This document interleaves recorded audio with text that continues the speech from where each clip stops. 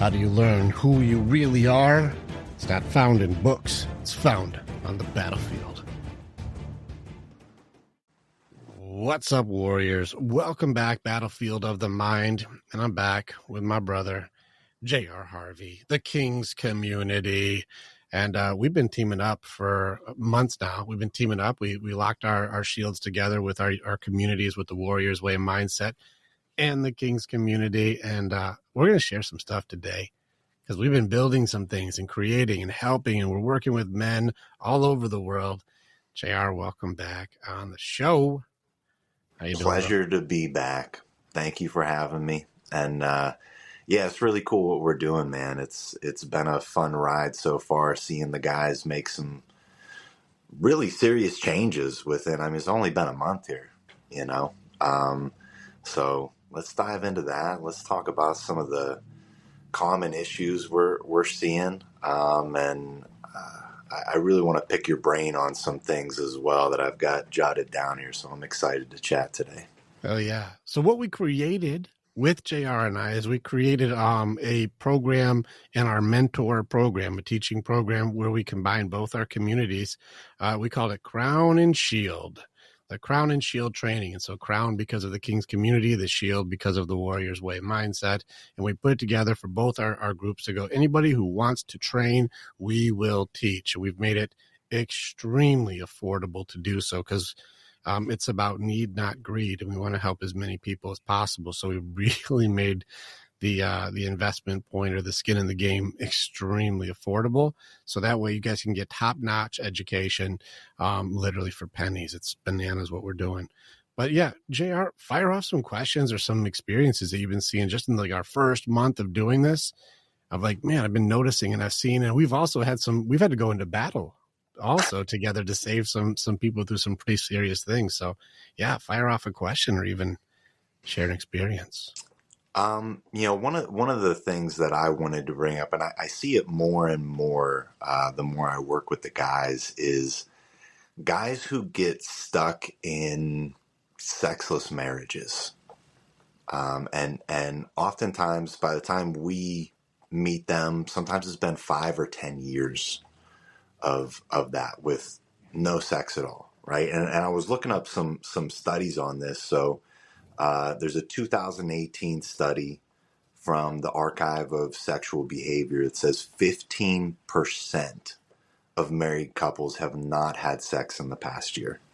That's crazy. And then, and then listen to this. A 2022 article in Psychology Today estimates that 25 to 50% of married couples have sex less than 10 times a year.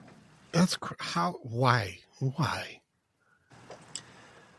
So my question to you is, what do you think are the common causes of that? And you know, like, why is that happening? All right. I got a couple parts of this. All right. First part before, like, what are the common causes? Mm-hmm. The first part is like, how are you guys getting to sleep if you guys aren't fucking each other? I don't understand. That's what you do before you get some sleep. How are you guys not understanding the serotonin, the oxytocin release, the way that the dopamine rush, the connection, and all of these things? How are you guys skipping all of that? It's awesome. It's awesome. Second piece to this too, I don't understand the concept of saying, I commit myself to you. My body is your body. You're an extension of me. We are one. We're married and we become unified. And then this is where I get into something that my girl and I are writing on right now, which is like opposite love languages. One of the opposite love languages for touch is restriction. And why did we start adding restriction to the one person in the world? I said, it's just you and me, that like nobody touches these bathing suit areas except for you. I commit myself, mind, heart, body, spirit to you. That does include body. That's mine. And like my girl and I are hard touch. We're heavy touch. We're no one's ever been around us and go like, these two don't touch. Like we're always holding hands, always touching. Every photo we're in, there's no time we're not. Anybody's ever been around knows that we're very, very physical with each other. I don't understand why I would say I commit myself to you and then restrict you from commitment. I don't get it. I don't understand. And so that's the part where it seems very confusing to hold the line. Now, my theory is there are elements of the dynamic that people don't know how to grow through. And what I mean is men don't know what it means to be safe for a woman, and women have no freaking clue what their job in a relationship is. In fact, I've had multiple women try to come into the men's group, and the number one question is like, ladies, you guys have all these expectations for men, but have no idea how to treat a guy. And guys have all these things that they do to try to treat a girl well, but have no idea the expectations of a woman. They have no idea, like, what's she supposed to do? Like, I don't know, man. I just want her to be nice, which is very interesting, where I start seeing the restriction of kindness, the restriction of touch. Another thing that I've seen for this, by the way, is whenever I work far more with men than women, so do you. And so when I'm working with the guys, I notice that most of the way that they show a love language to show love is going to be generally falling into quality time, gift giving, and words usually ends up not being as high, but they'll try. But it's going to be usually gift giving. Acts of service is probably the main one guys do. Like, I fixed that, or I took care of that, or I went and did that for you, or well-being, or did some work, or acts of service. That's going to be usually how guys will show love. 99 out of 100 guys, their top two ways that they want to receive love is words of affirmation and touch.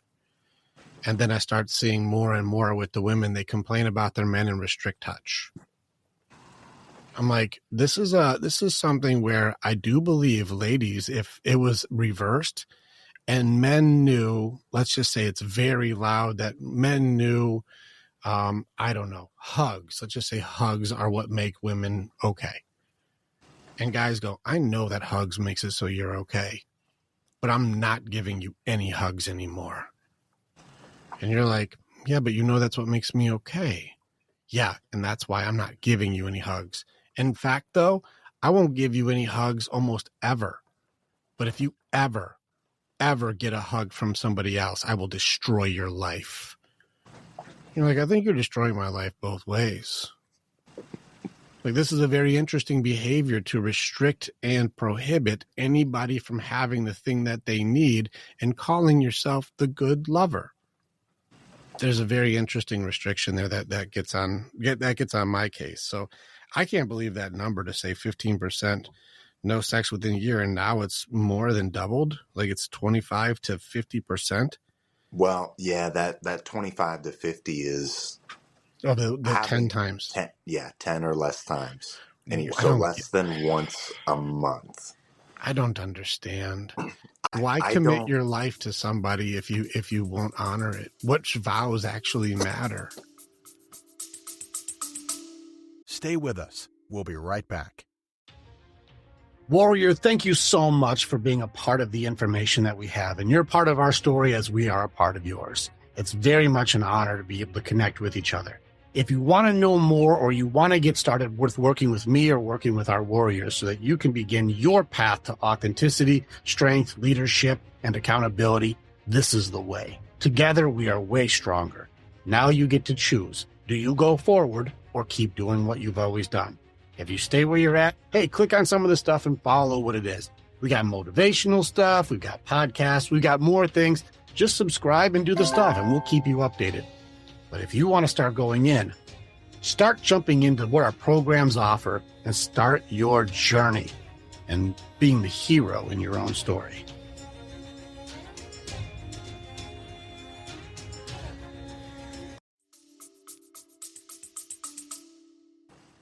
Yeah, you bring up some really good points here.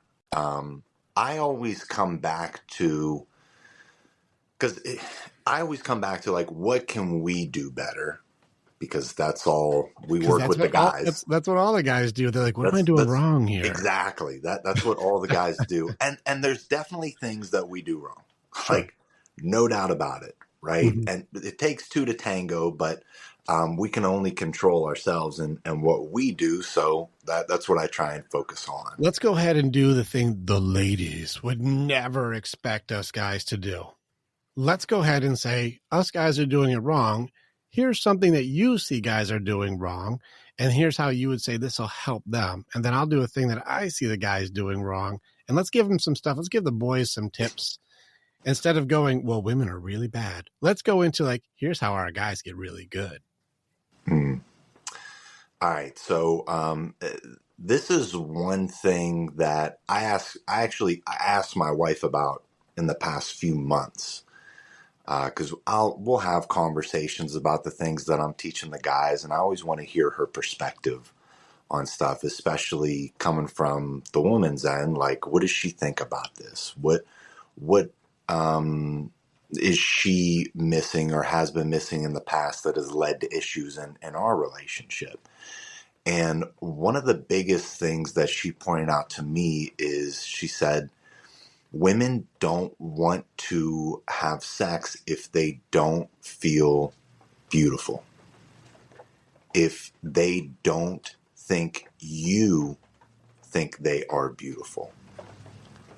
Right? If there's not an overwhelming evidence that you think she is beautiful, she doesn't feel beautiful because you're probably hopefully one of the only people telling that to her on a constant and consistent basis.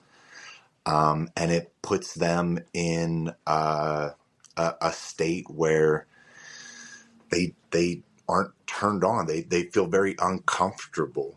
And she's kind of expressed that to other ladies, and they've formed a consensus around that. And I asked her, I was like, do I make you feel beautiful? She was like, no, I wish you would tell me way more often. And I was like, I thought I was doing a pretty good job at this. She was like, yeah, well, you tell me how great my ass is and how nice like all these other things are. But I want to hear more. Like, I want to hear about, how beautiful my face is and like all these other things. And it was like me learning like, there's a gap here. Like, I've been doing okay, but there's still a gap that I can cover, right? Through the words of affirmation and continuing to praise her and build her up in that way. So like, that was a mistake that I found that I thought I was doing a good job at. What were you doing before? Just saying like, hey, sexy buns. Like, what was the thing that you were doing before? Oh yeah, pretty much just complimenting those assets. Yeah. And telling her how much I enjoyed them. That was most of the compliments that I was doing before. Yeah, this is good.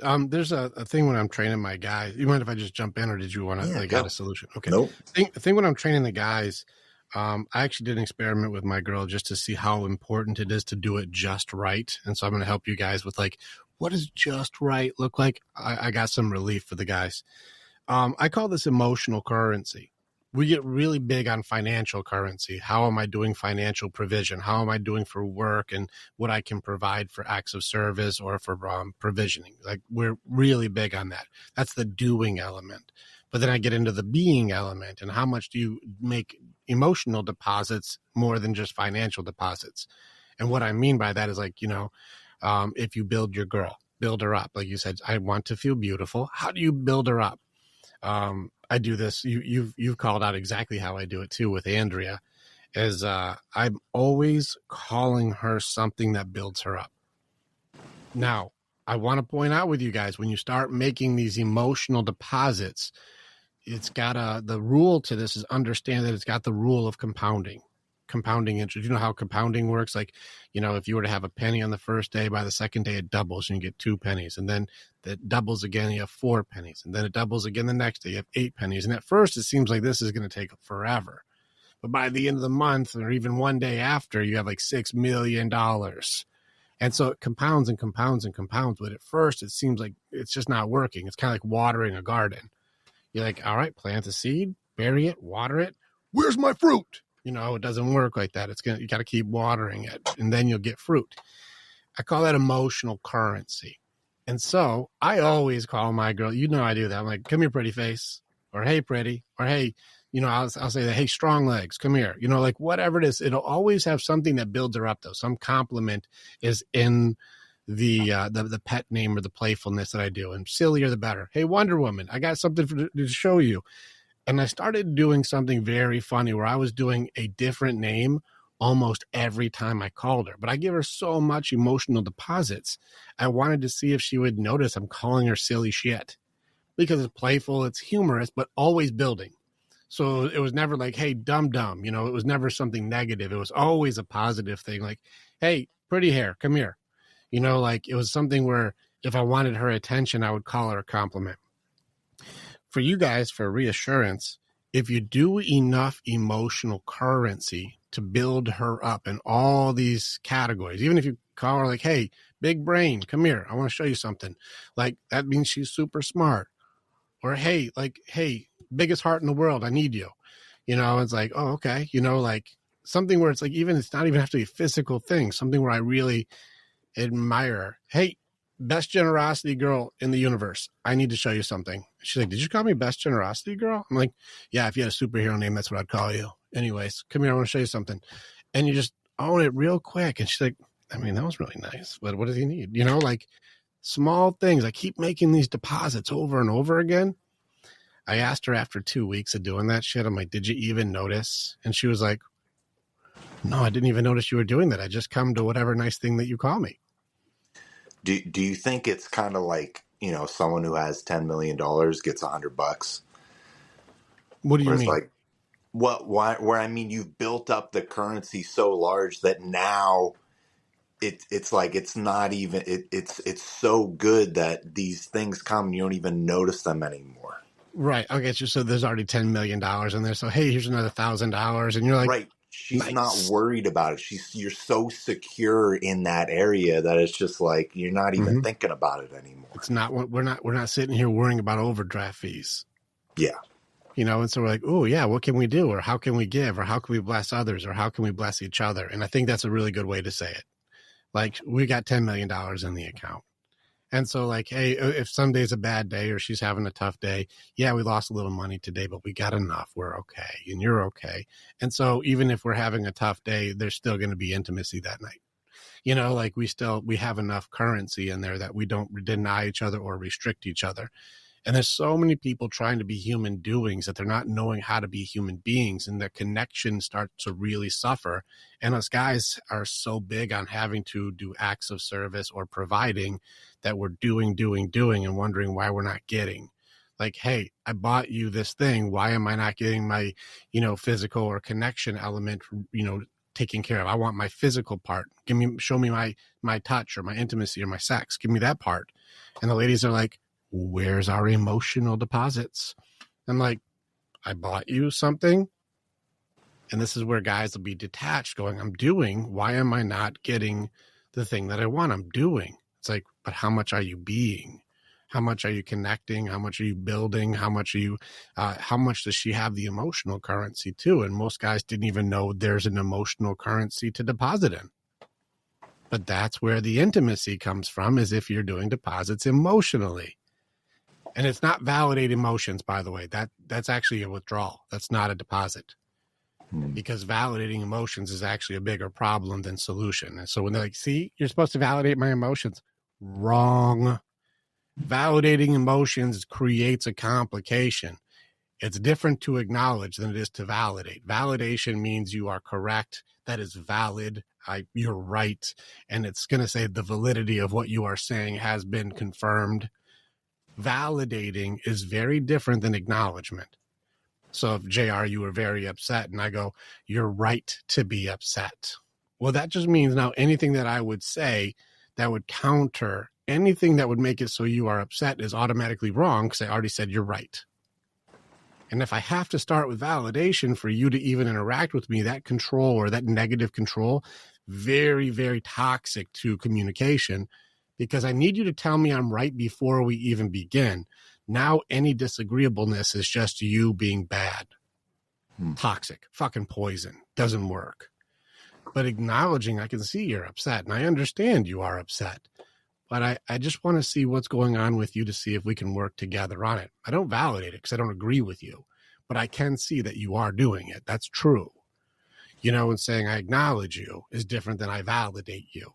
I believe acknowledgement over validation is the safer or, you know, wiser way to go when it comes to being able to maintain emotional currency without doing a withdrawal and then wondering, why am I getting overdraft fees? Why am I having no intimacy? Why are we detached? Why are we not okay? Well, it's because you were telling yourself that you're bad before you guys even start to disagree. But disagreement doesn't necessarily mean that we're not okay. It just means we look at it differently.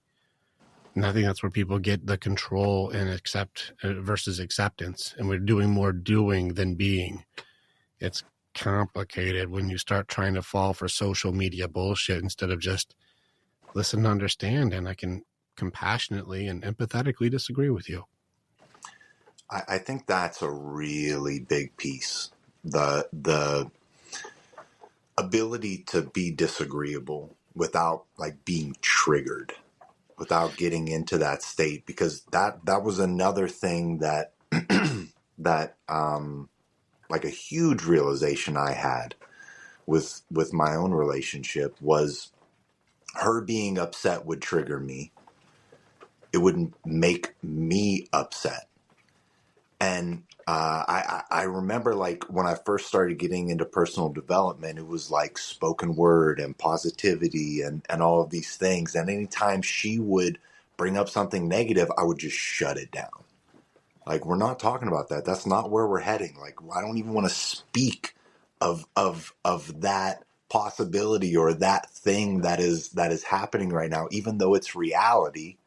I don't want to acknowledge it because somehow that gives it like too much power in our life. And I thought like it was basically me, I'm right, you're wrong in this. You need to see things my way. Right? That's where it was really coming from. Even if anybody ever needs to be right, you're already wrong. Yes. Like if But you're like, I need to be right, you're already wrong. well, and what that did when I was in that state was it showed her that she was no longer safe to come to me with things. To be how she felt was I can no longer be myself around him. I can't trust him with my genuine thoughts, feelings, and emotions. And what happens when women don't feel safe with you anymore, Rick?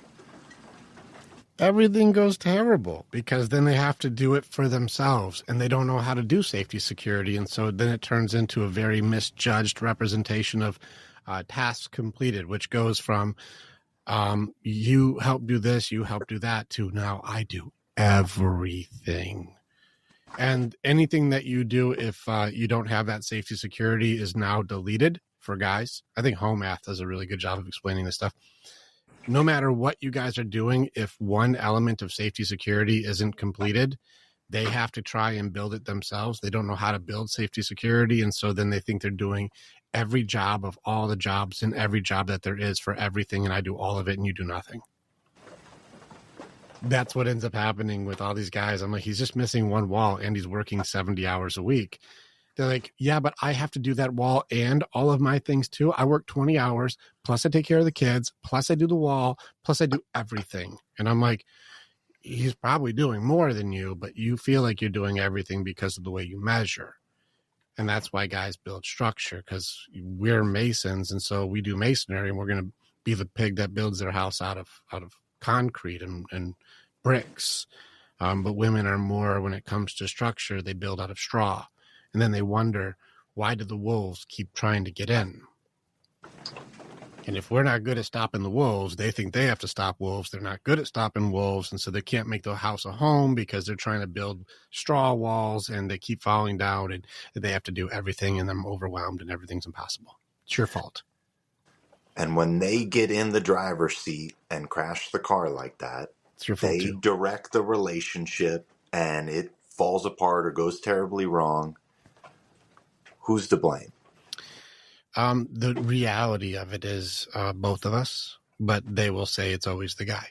Why? Absolutely. Because women will gaslight their introspection and they have no accountability to their part of it. The truth is that everybody who's in a relationship teaches their person how to be with them. Yes. That's And the reality. If somebody doesn't share with you, or they're shut down around you, or they feel like they have to omit or restrict around you, or they freeze, or they get angry, any trigger, all triggers are taught. And you teach your person how to be with you. And if you can't tell them the truth because you don't think they're safe enough to share with, both men and women, if you have a partner who won't share with you, that's your fault. Like, how's it my fault that he doesn't say anything to me? Because whenever he does, you freak the fuck out, and that makes you unsafe to talk to. If you can't handle the truth, people stop telling it to you. Why do they stop doing it? Because you've shown you can't handle it. Well, they should be honest. I'm like, but if they are, you punish honesty. So people don't share honesty with people who try to punish instead of accept. And since you can't handle the truth, they can't share it with you.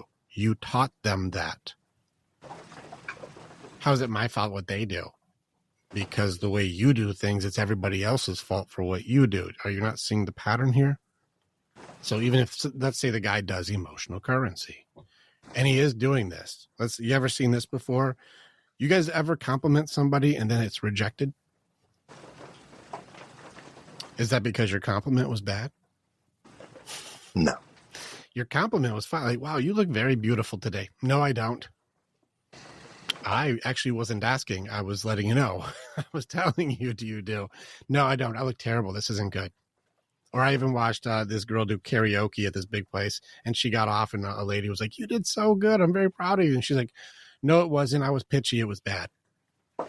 Like, it doesn't matter how kind or sincere the compliment is if the person themselves are not okay. It doesn't matter how good the other person is actually doing in their job. This is the revealing of thyself. And so you've got the guys who are doing emotional currency and going, how come she's not doing well? Well, it's because the bowl that you're pouring the emotional currency into has a bunch of holes in it. Have you ever tried to fill up a strainer before? Doesn't work well. It's not so great. And so you see people who have a bunch of holes in the bowl that they've got for their heart. And they're wondering why it just pours out. And you're going like, dang, I just poured all of my heart into your heart. How are you doing? Does it feel good? Are you good with how much I've given? And they're like, my bowl is empty. You're doing a bad job. And I'm like, I made a huge deposit in there. What's going on here? And instead of being able to have the accountability element of himself for a woman to go, I got to patch these holes up because everything this guy's giving me is pouring through. It can't be them. It must be him. I would lead this into feminine energy, actually, because like the very feminine guys do the same thing. Yes. They'll blame their girl for their holes in their thing. Like, while the past pain or the past hurt that came from others may not be your fault, some of it is, but most of it may not be. All healing is your fault. And if you're not patching up or kintsugi in those holes together or patching up your bowl, your strainer is never going to work no matter how much love you're given because you'll reject it. And that shows I'm not okay, not you're not good enough.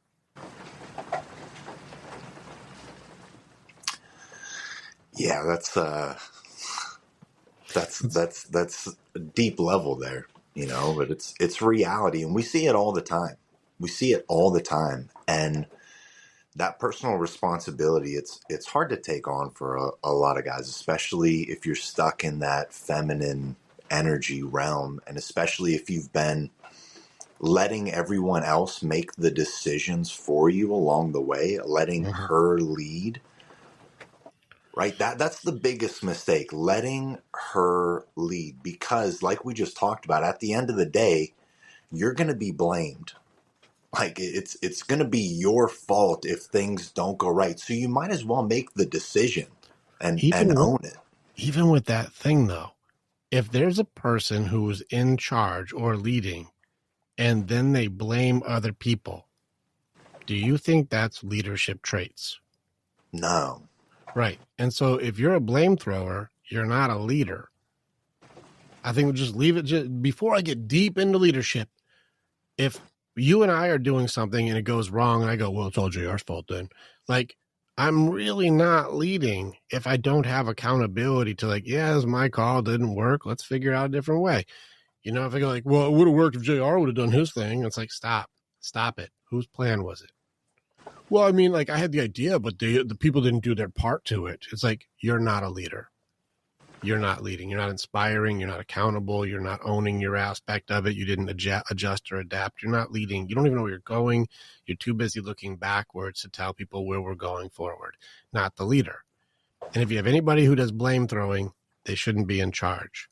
Here's another element. If I'm blaming everything on you, what do you think my empathy is for you? None. If I'm allocating as an authority who's supposed to be responsible and I say it's all your fault, it's all your fault, JR. You didn't do your thing enough. What do you think my level of empathy for? I wonder what JR is going through now that didn't work out. 0. Non-existent. I don't give a fuck. I'm blaming you because I don't want to look bad. I can justify I look good because you're the one. It's your fault. How am I the leader? And this is why I say, ladies, if things aren't going well and you blame other people and you were the one who was given the authority or you were in charge, but the kids aren't okay, he's not okay, the relationship isn't okay, and you're driving the boat, at what point do you go, I don't think I'm supposed to be driving this? Everybody's not doing okay.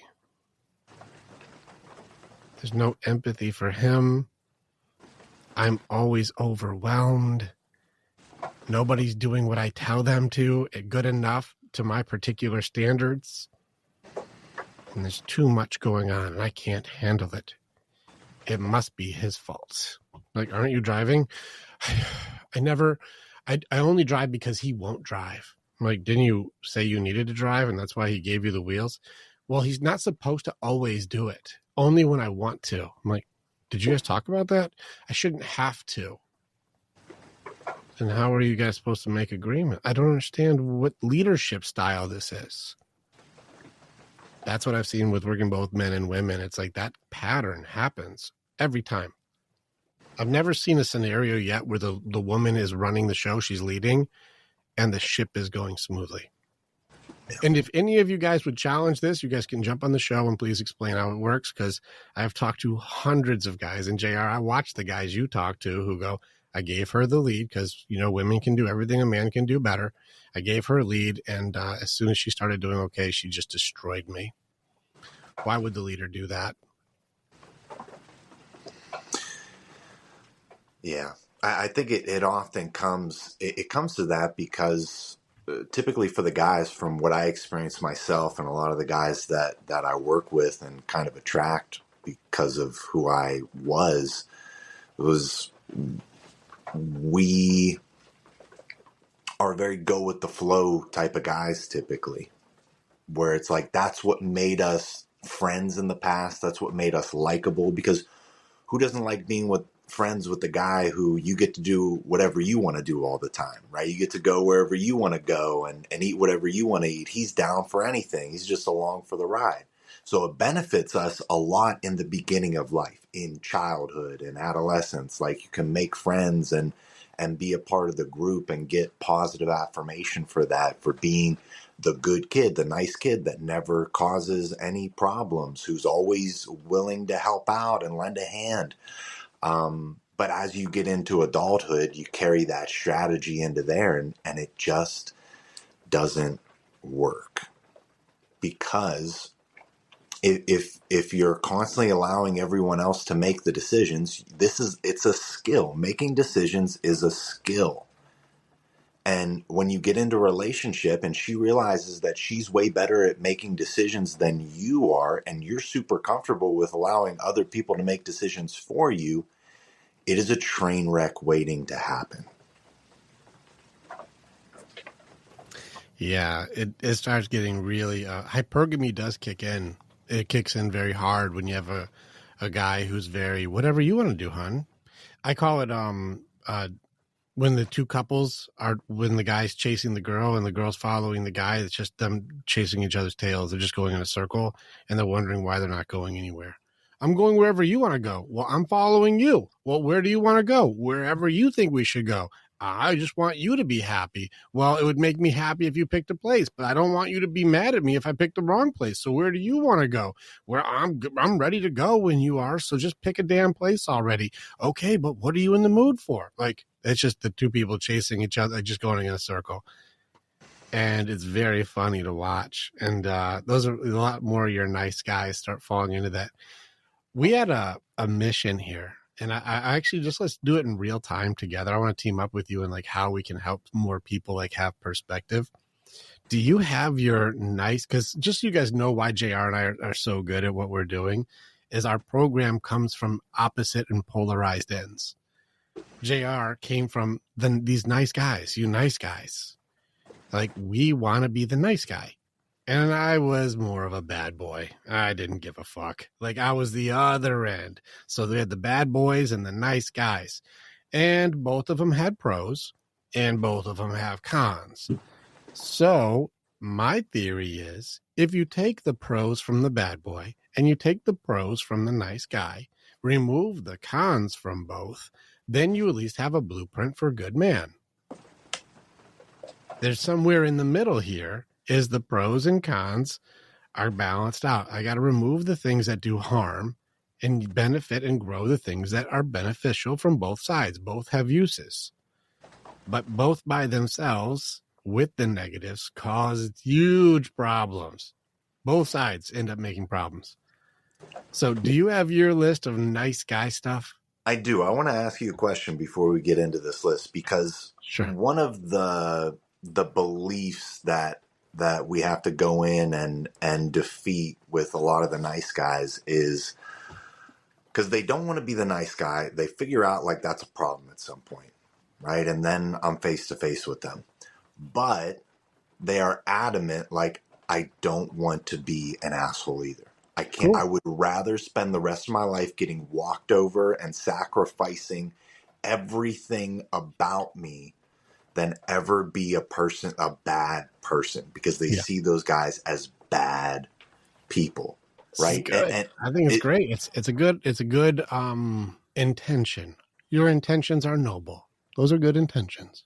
Yes, good intentions. But I'm wondering, like, on the other end, are they looking at like, I never want to, like, I'm imagining like a younger version of you, like thinking of it in the opposite frame of mind, where I'm not going to be a bitch. Like, I'm not going to let people take advantage of me or something like it. I've not been in that state. Well, but it was I won't be controlled was where mine was. It was around 10th grade when I had my fuck all of you fuckers moment. Is because, like, just so you know, like, almost everybody starts off as like this nice guy. We all start off as nice guys. We all begin as betas. Everybody starts as a beta. We're kids, so we're not leading. We're beta behavior. We all have to be. And so we have to evolve into leadership. We have to learn by different things that work and don't work. And I remember even I was sitting at a lunch table when it fucking clicked for me. I was doing comic books and drawing at the time. And I remember drawing this thing where, like, I just knew how just physically tough I was, because I grew up in a very hostile environment. I knew how tough we were. A very tough family, very strong, very, very durable. So I understood the toughness of the family, but man, my heart was so sensitive. And I remember this girl just being mean to be mean. It was somebody I liked too, like a friend, and just trying to be like, you're not funny, and just trying to be as embarrassing as possible. Just trying to just make you look like an idiot. And you girls are fucking brutal from this middle school to early high school. Like, so mean. And like, us guys fist fight for less than what you girls say. Like, it's so mean. And I remember her just trying to be mean just for fucking mean's sake, just meanness for mean's sake. And because of the kindness, and this is important to understand, because of the nice guy kindness of don't hit a girl, I just sat there and just got fucking shredded in front of everybody, because if a dude would have said it, I would have threw my lunch tray at him. But if a girl said it, I had to sit there and just get demolished in front of everybody from pure, unadulterated, absolute negative intent cruelty. And I just ate it. I just fucking ate it. And I remember in that moment, I said, fuck this bitch, fuck all these bitches. I don't give a fucking fuck about anybody. Fuck everybody. Fuck you all. I fucking don't care. Fuck you. Never fucking again. And I just flipped the other way to absolute indifference. I don't give a fuck what the fuck you do. Fuck you. Like, I don't care. And the more I didn't care, the more I didn't chase, the more I wasn't interested, the more I was like, I don't give a fuck what you do, the more attention that I got. The more girls were like, oh, I don't have control of this one. I need to get it. Like, and I'm like, I don't give a shit what the fuck you do. Get the fuck away from me. And the more I be like, get away from me or I don't care, the more they're like, well, maybe we should hang out so you can know better. And I'm like, what? What? How is me not giving a fuck making you want to hang out more? That doesn't make any sense. And I went the bad boy route, and I'll tell you, way more successful, especially during those years, because it looked confident. It looked very confident. So I want to be able to share.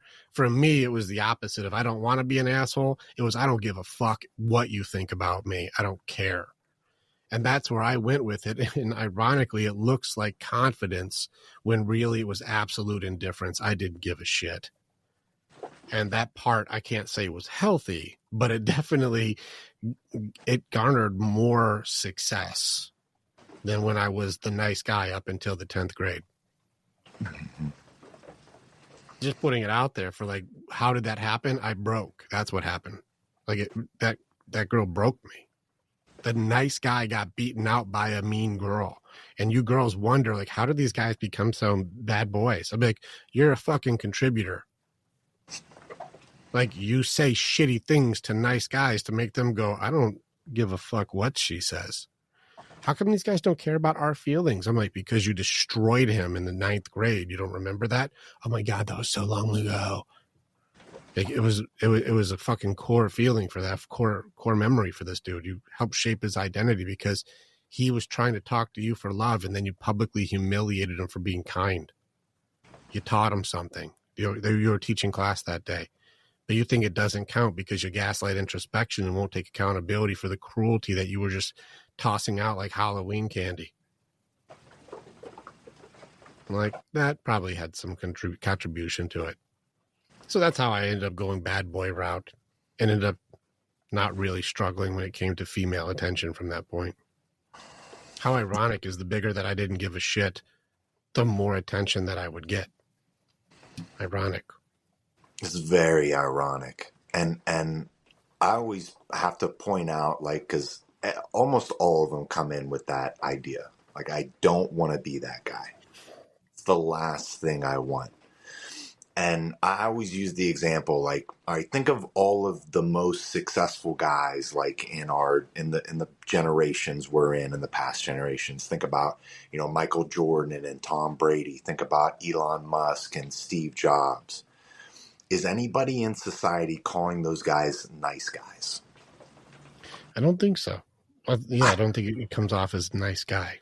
I don't think so. Right? I would even say a lot of people in society are calling them assholes and saying things like, I don't like the way that guy treats his employees. I don't like the things that guy says. I don't like the way he talks to his teammates. I think even in that is something, though, because all of the way that this guy is talking about these successful guys is a judgment. Yes. And I think there's something there too. That's why, like, when there's blame, shame, and judgment, I kind of follow the magician instead of the magic trick.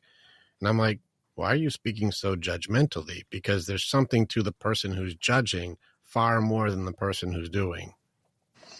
Well, that's how society works. A majority of people in society. Well, that's like Carl Jung said, and that's why I strengthened the quote where he says, thinking is difficult, and that's why people judge. And I would go a step further and go that thinking and empathy are hard, and that's why people judge instead. And so he's an asshole. I don't like how he talks to people. That guy's a jerk. I never want to be that kind of guy. And I'm like, not one of these things is coming from a healthy place. This shows how unhealthy you are because you speak in judgments, not in growth or understanding or empathy. You have none. You judge immediately. Haven't thought about it, have you? Yes. Yeah, 100%. So those guys, like, I have them picture those guys, and I ask them, wouldn't every guy in here love to have the type of success that those guys have had in their lives? The answer is always, yeah, of course. Of course. So, can we all agree there's something they're doing that is good? There's something there that is right.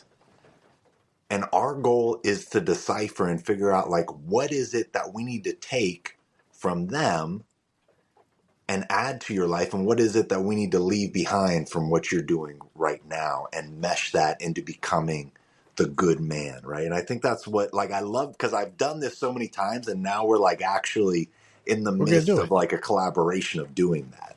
Let's do it. Let's do it right now, because I think you're Okay. absolutely right. And let's help out. Let's help out, because I'll come in from like what's going on with my bad boys to become good men, because we have to take on some of the traits of the nice guy, but we can't take on the negative traits. And you want to take on the traits of the bad boy to be a good man, but I don't want to take on the negative traits. I don't want to be a total asshole, but I still want to have the traits. Do you want to go first, or do you want me to go first? How do we want, you want to share the good traits first? Yeah. Well, as far as, let's go into like nice guy. Let's go into like his good traits of the nice guy. All right, so here's what I got for the good traits of the nice guy. He's loyal. He's caring. He's empathetic. He typically has a servant's heart. He's stable. His life is typically like stable, making very safe choices.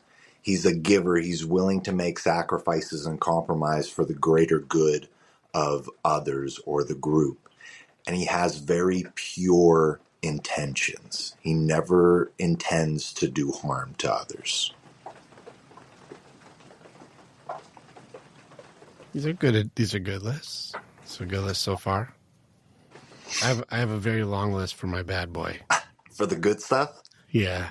go ahead. I have a very It's, long list. well, listen, in a way, like you said, the bad boys, like they accomplish a lot more typically in life than the nice guys. Yeah, let's Right. go. I'll give you the list that at least the impression, and I also want to give you a realization that my wife pointed out to me about this. That's very funny about women too, just so you can see.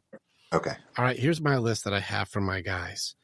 They're very confident, or at least appear very confident. I think there's actually, I could probably split this up into two categories. One that is the actual action or the actual behavior, and then the other one that is the perceived bravado of the behavior.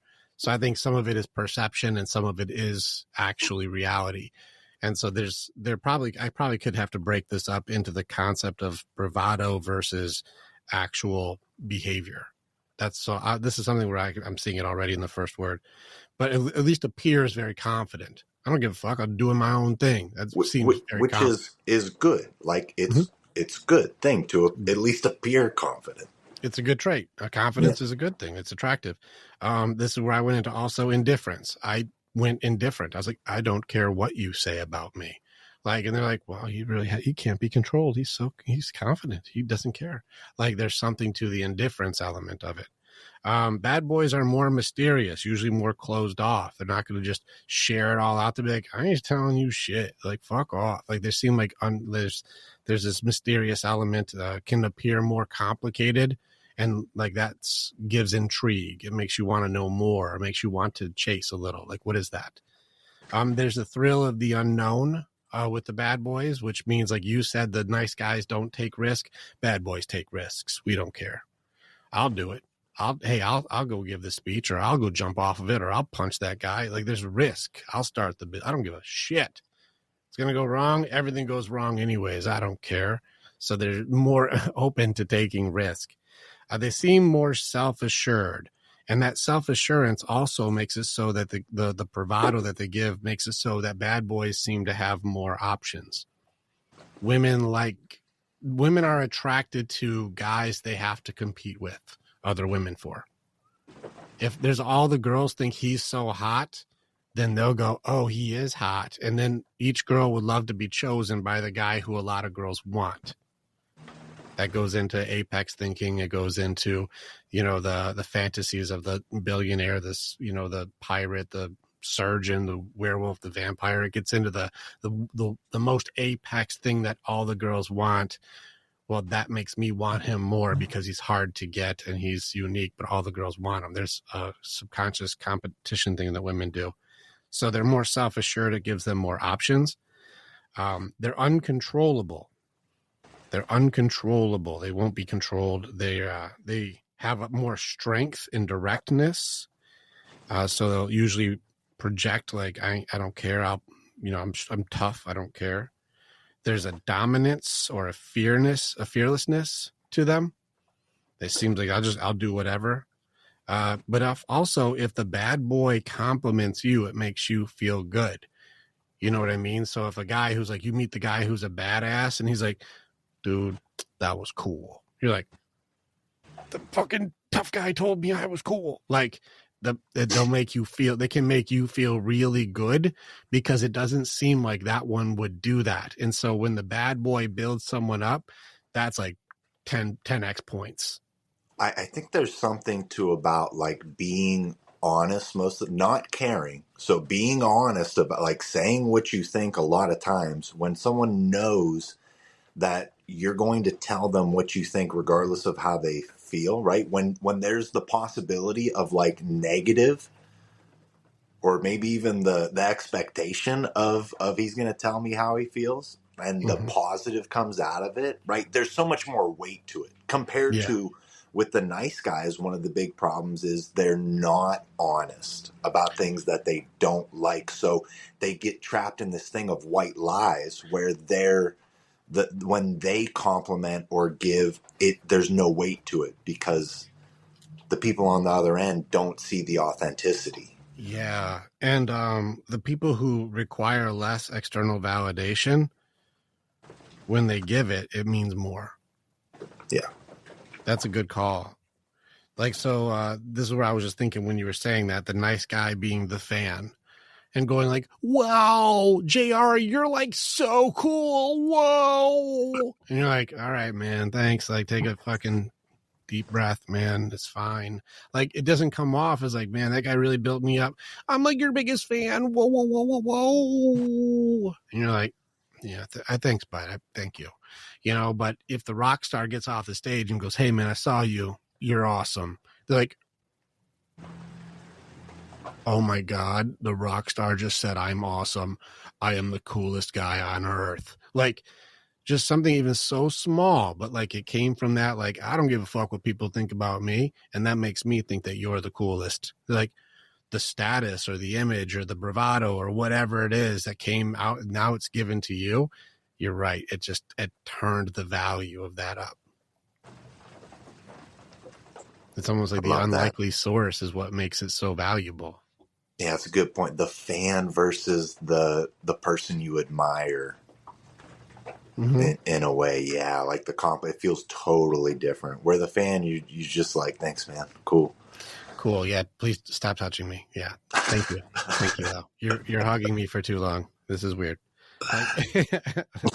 Please let go. Security will rip your head off. Like, it's that kind of thing where you're making it weird. But the guy who's like, hey, fist bump, bro, that was badass. You're like, I just fucking fist bumped the fucking man. Holy shit. There's something to it. There's something there. We're like the uncontrollable, the dangerous one, the one who's a little wild, just approved of you. And I think there's something too with the women. They want to be able to be the one thing that tames the uncontrollable or the reckless or the dominant beast, like the Beauty and the Beast element of it, like the Hulk and Betty Ross, where it's like, he's going to rage and destroy everything, but she's the only one who he loves more than anything on earth. And she's the only one who can calm down the werewolf or the vampire or the beasts or the Warwick or the whatever it would be to say, this is the thing that, like, because you're the daughter or because you're the wife or because you're the one thing he loves too much, you're the only thing that can calm him down. In the Avengers, they turned it into the Black Widow, which don't get me started, but the sun's getting real low, big guy. Sun's getting real low. It's the only one who can make the Hulk go back to Bruce Banner. That was Betty Ross in the real comics. I'm a comic book nut, so. Black Widow. I can see that. Yeah. There's something to that, though. What a quickening when a woman can be the one thing that controls the uncontrollable. Yeah, that's an archetype that's like played out over and over again in these stories. Yeah, the dangerous, the are you Team Edward or Team Jacob? Like, it's why? Because they're both apex monsters. And the most boring girl on earth who actually cancels out powers is the only one who can calm these two dudes that they choose her. The billionaire in 50 Shades of Grey, the guy who's like, he has endless amount of resources to purchase any concept or any idea or any amount of power that he can afford. And he chooses her just because. And you're like, there's something where this guy can do anything, and he chooses, I am the thing that he devotes his attention and energy towards. Wow. I want to be chosen by the one who has the most options, the most powerful, the most untamable. There's that trait. That's what I mean is the bad boy element. That trait is still there. Other elements is bad boys are not afraid to challenge, and it gives the bravado of he knows what he wants. Even if he's just being a dickhead, he still looks like he knows what he's doing. Even if it's just like, I don't know what I'm doing, I'm just being a jerk to be a jerk, it still looks like, well, he's being a jerk for some reason. It seems like he knows what he's doing. Or he's louder, and it seems like he knows, even if he doesn't. There's an element of pursuit. You're going to have to chase the bad boy a little bit. Bad boys won't chase you as much as you're going to have to chase a bad boy. And that's where the good guys will chase the girls. Bad boys will shoot their shots, and we'll see what comes out. That's also where it looks like it's confident, even if it's just really not confident. Matthew Hussey does a good breakdown of like these 2% of the guys who shoot their shot and everybody look confident, even if they have bad intention, which we'll get to in a second.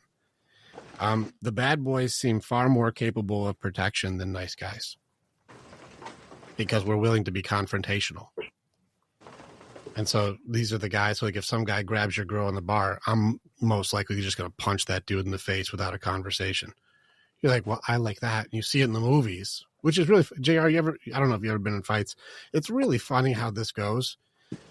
In the movies, if a guy does something really jerky to a girl and the guy you're with just punches the guy and he goes down, they're like, yeah, good. You should do that. That guy was a bad guy. He had that. That's justice. He had that coming. He was bad. He's like, hey, your ass is nice, and grab this girl's ass and go, hey, respect women. Bam. And like, and just knock the dude out. And she's like, thank you. That guy was very rude. And like, want to get out of here? Yes. And then the next scene is in like the diner eating waffles. And you're like, did we just skip that? In real life, when you punch somebody, it turns out everybody loses their fucking minds. Like they all freak out. Like, I can't believe you just punched that guy. I'm like, you just grabbed your ass. That's rude. Like, oh my God, but you punch people. I can't believe what you just did. I'm like, it's very funny. People freak out when you really punch people. I thought it would be very different. It doesn't work like that. I don't know if you've ever seen this. Real life is very. I've never experienced that coming from the opposite end of the spectrum. Everybody loses their minds when you actually do that thing. That's probably a different story for a different day, but I just thought it was funny. Seems capable of protection, but it is capable of protection. And there is an element too that afterwards, whenever I've seen women who have not seen their guy fight before, who get in a fight and then afterwards go like, I don't know why I like that so much now that I know you're okay. Like once like the guy successfully protects the girl, it's scary in the moment, but then afterwards, like, it actually makes me feel really safe to be with you. And I'm really turned on right now. And I don't know why. It's like, there's an element there that bad boys will bring to the equation. The dangerous element, we're dangerous. And again, that goes into like dangerous also means security. I'll tell you too, when I have my angry dad face around, or you already know, you and I are walking around and like, you know, like the muscles are out and you're walking with your family, having scary dad privileges or scary husband privileges is a very cool thing. And my lady's confidence and my girl's safety security is way higher when they got scary dad, scary husband privileges. Because people don't mess with you. People won't hurt you. You're safer. People won't see you as a target if there's a scary version of something around. Even I sent a video of when they did the episode on 60 Minutes where they had a pedophile who was like, hey, how do you choose which children you're going to, like, you know, target? And he said, well, first I assess the family. That's the first thing I do. And if there's a strong, dangerous male around, I skip that kid. It's important. Why does scary dad privileges or scary husband privileges matter? It keeps the predators away. And I think women don't understand. He's like, I would target single women. I would target moms without men around, and I would be the white knight. I would be like oh my God, you're so overwhelmed. You're such a good mom. If you ever need a night off, just to decompress, I'm next door. No problem. I'll watch the kid for you, and I'll be there to protect and take care of you as the nice neighbor. And that guy was a predator. And he's like, that's how I would get it, because there was no strong male around. And so I would prey on that as the nice guy. This is dangerous behavior. And so having a dangerous man around does detour bad guys. I know even around here, me and my dogs are always out. And I got 5 females here. And I've had guys even come up on bikes and ask me questions. And I'm like, I don't think you understand how much danger you're in right now. Like, you are not in a safe position at the moment. And these guys are like, yeah, I don't like how this guy is. And then they would just move on. They pass by. But if they knew this was a place with girls with no protectors, this place becomes a gold mine, not a pit fight. This is dangerous with something like me around. And there's something to bad boys that element is there. That element of bad boy is like, don't fuck with that one. It's going to be a problem. So that's the list that I have for bad boys. Now, that's the good stuff. Those all sound like, that sounds cool. You could tell how I tell the stories. You're like, I want some of that. And that sounds pretty good, right? Let's go to the not so good section. Do you want to start with your not good section? Because, mine's long. Sure, yeah. Yeah, let's get into it. So the bad traits, the need for external validation, right? The need for people to like him, to accept him, which makes him behave in ways that are very unattractive, bend his morals, make this questionable decisions, manipulative through covert contracts. He's dishonest. Going back to the need for that external validation, he will do questionable things to get that. He lacks confidence. He's very risk adverse. He does not like taking leaps of faith. He does not like putting himself in vulnerable positions. Loyal to the wrong people. So a lot of times, especially with an archetype that I'll call like the wallflower type of nice guy, where he's not very outgoing, so he doesn't choose his friends or his mates. They end up choosing him. And it puts him in a position where sometimes they become an easy target, right? So they'll become loyal because these are the only friends I got to the wrong people. Resentful. Very resentful over time because of all of the sacrifices that they've made with the expectations of a good life or sex or a kind woman or something on the other end for all of the sacrifices that they've made over the years. Their belief is that if I'm a nice guy, a good person, it will lead to a good and happy life. And when that doesn't happen, there's a deep resentment there. Lack of boundaries, right? Not being able to say no because of that need for external validation. Lack of direction and goals, being the go with the flow type of guy. Oftentimes, nice guys, they find their purpose in helping others reach their goals and be happy. I hear it all the time. She broke up with me but she doesn't understand. She asked me like, what makes me happy? And I said, well, making you makes me happy. That's what makes me happy. And she told me that's why she broke up with me. I don't get it. What am I doing wrong? Like, what is wrong with putting her happiness as my purpose, right? And we can talk about that for days. That is a rabbit hole filled with fun conversations that I really enjoy, honestly. Attracted to projects and people that need fixed. And then,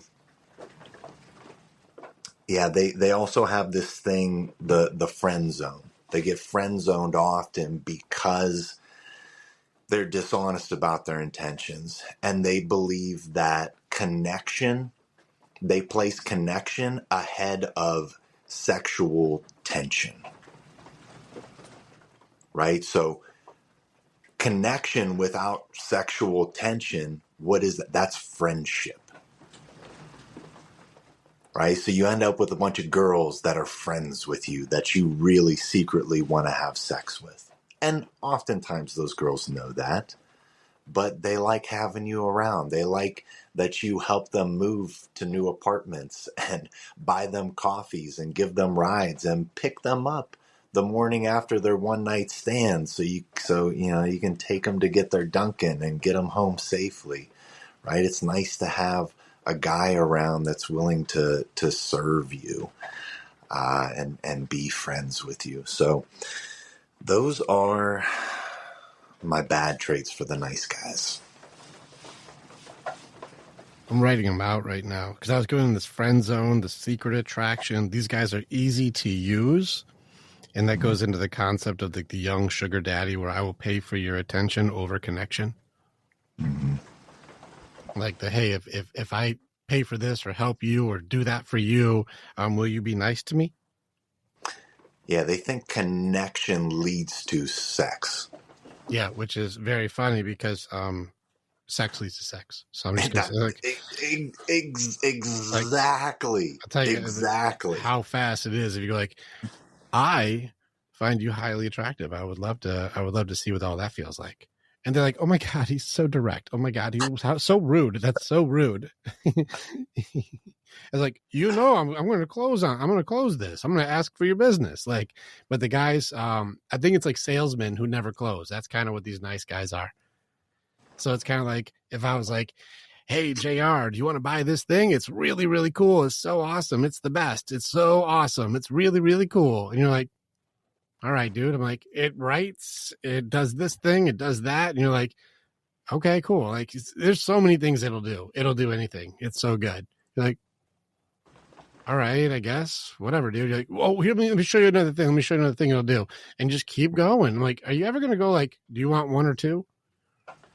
Like, you ever going to close this? You're going to ask for business ever? But a good closer, a good salesman is like, this thing's going to help you make your whole life better. Do you want to buy one or do you want to buy the whole pack? And they're like, I don't know. Let me just try one. And they'd be like, how does this guy keep getting so many girls? I'm like, did you guys ever ask for any business? He didn't care if they say no. I'm just going to ask for your business. Do you want it? Hey, do you want the business? They're like, I don't think I want the business. I'm like, I don't think you understand how good the business is. Let me show you a little bit of the business. They're like, all right, well, the business is kind of looking better, but I don't think I want it still. I'll be like, you don't understand the value of the business. Let me close you again. And they're like, okay, I'll try the business. Good. It's just a good sales guy at that point. Just ask for the business. And if you never ask for the business, it's the guy who over explains and never closes. And that's a bad salesman.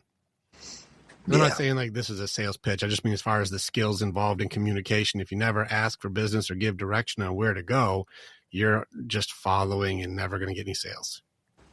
Yeah. And that's what these guys do. No sales. They just go to work every day and no commissions. And it feels like on the other end of it, it feels like uncomfortable, right? When someone doesn't let you know their intention right out the gate. But when you know their intention right out the gate, there's something comforting about that. Where you're just like, okay, that's what he's here for. Let's see what he's got. Yeah. Right? This guy wants to sell me this thing. Show me your thing, dude. Let me see what you got, and I'll let you know, like, straight up if I want it or not. And, right? and a good sales guy will be indifferent. Like, I don't care if you buy this or not. But what I found is the people who do buy it, I got no complaints. And they're like, really? So a lot of people have bought it? Yeah, because it's awesome. You should buy it because everyone wants it.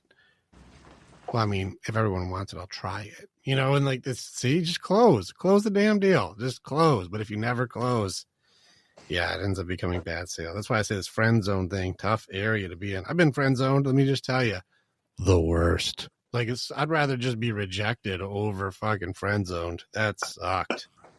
I'd rather just be like, I don't ever want to see you. And I'm like, hey, well, at least I know. Moving on. Versus like, I'm going to string you along while you just are dreaming about the bargaining fantasy life that we could have if I were to just see you in a different light. But I screwed that thing up by just not being confident in the right time or whatever it would have been. You needed more bad boy traits. Listen, I switched it over. I went straight, fuck this, and it worked. I think the weird thing, when I found myself in the friend zone, the weird thing that I found about it was the closer I got to knowing these girls, the more like kind of repulsed I was by them, to be honest. You were able to start seeing too much truth, and it started getting really messy.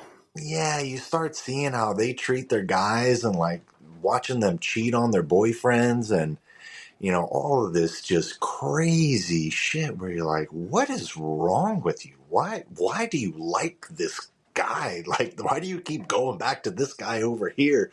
Like, it just doesn't make any sense at all to me. Yep. Yeah. But those guys were getting the girl that you liked, though. Exactly. There was those traits. Want to hear my bad boy traits? My negative traits? All right. Here's my negative traits from my bad guys. They're very manipulative also. In a different way, though. Like, directly like manipulative. I'm going to say whatever I have to say, and I'm going to lie however I have to lie to get what I want to get. They don't give a shit. Like this, so still highly manipulative. Very aggressively manipulative. Dishonest. Can be very arrogant. This is very like full of themselves, thinking they're God's gift to everything, even though they're the biggest dick in the whole entire, they're the biggest asshole. They're not nice, but they think they're the greatest. Zero empathy for others. Do not care. I don't care who gets hurt. I don't care who I use. I don't care who gets left behind. I don't care. It's completely detached. They'll take advantage of people.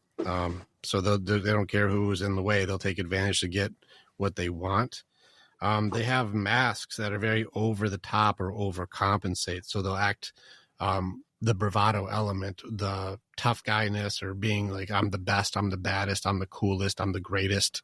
This overcompensation bravado is definitely going to be a big indicator. It's a mask, though. It's insincere, disingenuous. It's fake. Usually it's masking a big hurt, but trying to act like you're the coolest. Also, the loyalty element, there's the negative side. There's also, there's no loyalty or low loyalty.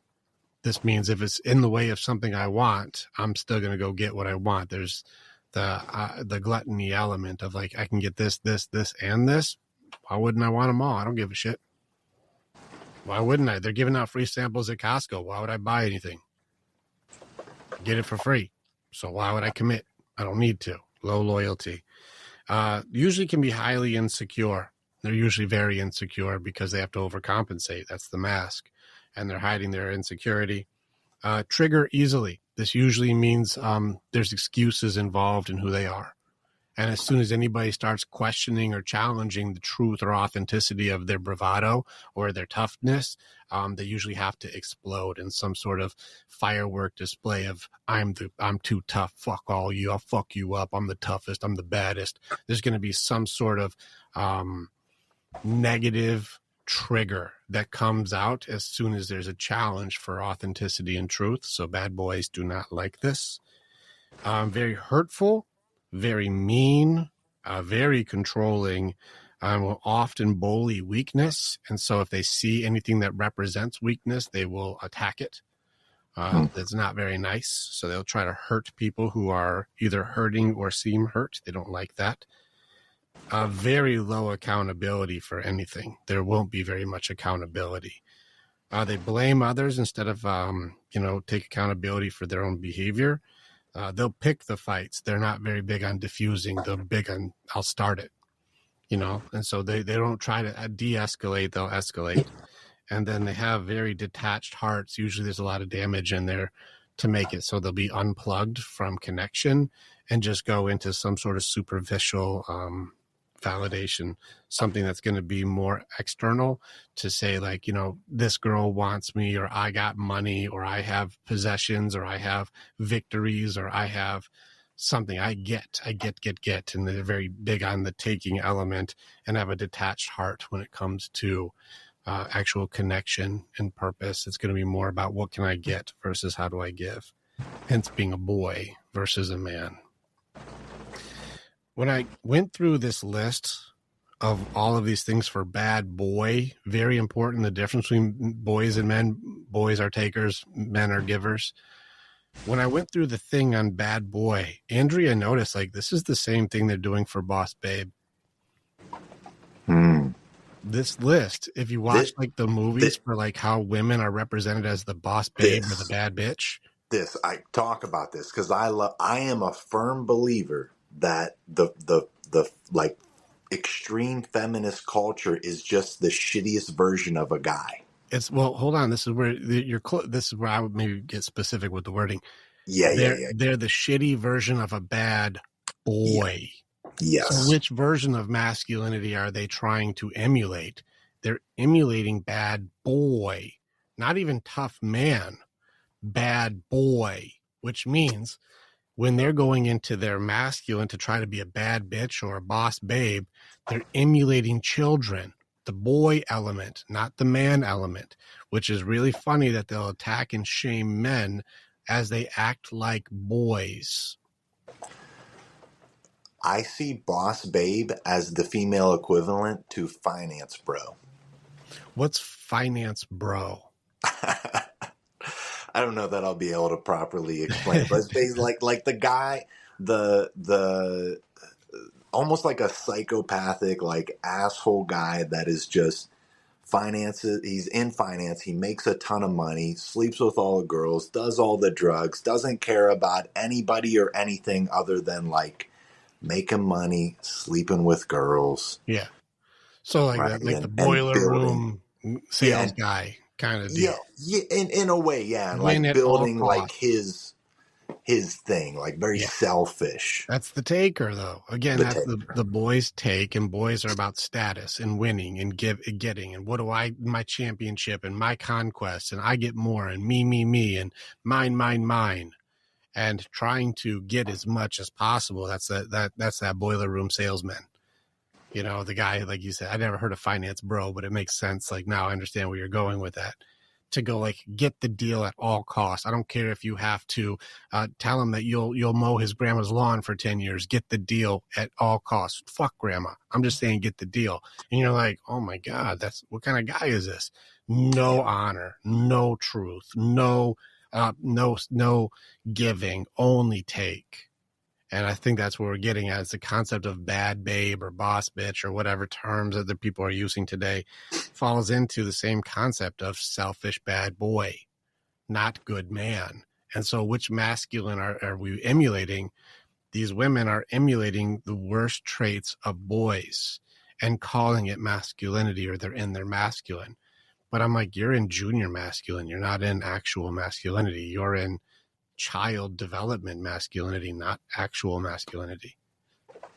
And that's where the element of where, like, if you were to take all of these positive traits, remove a lot of these negative intentions, you'd be like, let's put together the loyalty, the caring, the empathizing, the servant mentality, the stability, the safety, the compromising or giving, and with boundaries, healthy boundaries, and putting good intentions in with being confident, mysterious, taking risks, self-assured, having options, being uncontrollable because you do what is right instead of who is right, being strong or fearless, challenging and being disagreeable, being a man who's understands his worth and being worth pursuing while also having good intention to build and support others in their way. And take the good traits of both sides here and remove these toxic elements of both sides. And if you put them together, you start seeing what a good man looks like. Going back to that boss babe being like a bad boy, like the equivalent of, do you think, because I have this idea, maybe I'm wrong about it, but I have this idea that a boss babe is like kind of repulsive to a good man. Like she can't get a good man. Right. Just like repulsed in the same way as a good man looks at a guy who's stuck in the bad boy stage, where he's just like, this ain't the way, dude. You're doing it all wrong. Child behavior, yeah. Yeah, you're doing child behavior. But also like the boss babe, what does she want her value to be measured on? Like if she wants to be chosen, and let's say, you know, she wants a male to choose her. Well, what kind of guy would be attracted to this energy? A very feminine guy.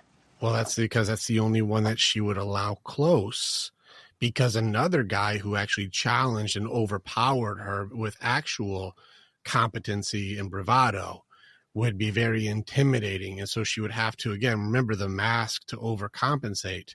Well, she wants her value to be measured on success, on conquest, on strength, on, you know, competency, on credential. You know, you're going to go off of a thing that's external or superficial to say, look how good I am. And if you're going to try and do that with somebody who actually has their shit together, it's going to expose how behind you are.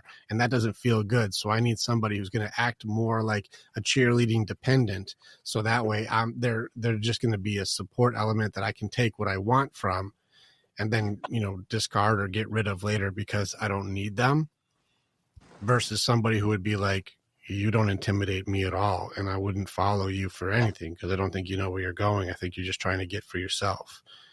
And they'd be like, fuck you, you're a fucking asshole. You're just, and then go into whatever judgment. And this is why I love when Socrates says that when the debate is lost, slander becomes the language of the loser.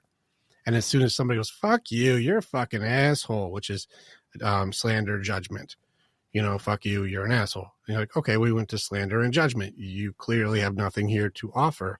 You lost any type of discord because you went right into, how do I tear you down? That means you got nothing left to work with.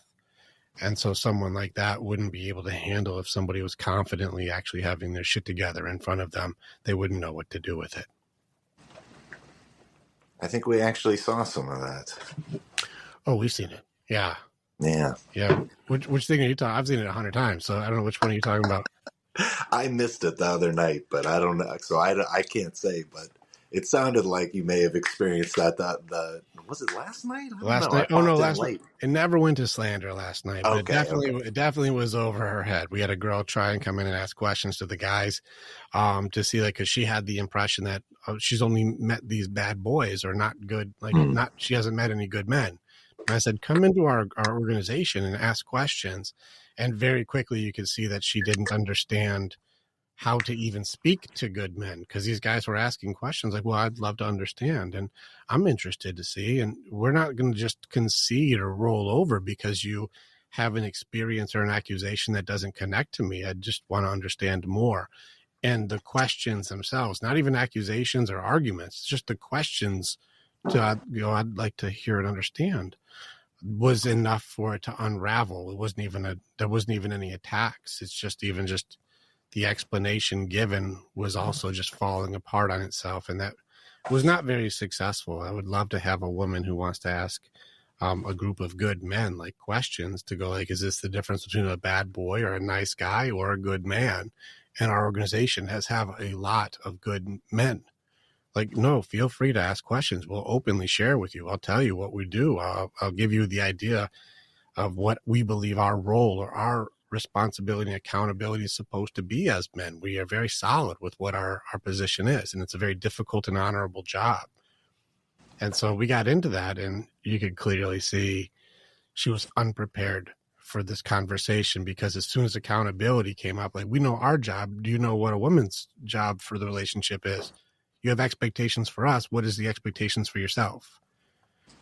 And it went to crickets very quickly. And so that's where it was like, we don't know. And that's why you see the term thrown around very commonly right now that men are taught how to treat a woman, but not what to expect from a woman. And a woman is taught what to expect from a man, but not how to treat a man. And that's kind of what exposed itself, is where the guys were very confident in their selves and they knew themselves.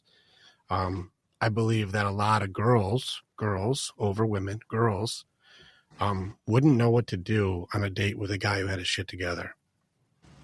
It would immediately be very different, because the guy doesn't have to do a resume sales pitch. You're being interviewed. I know my worth. I just am curious what value we bring to each other's life to make it so both of us are doing great.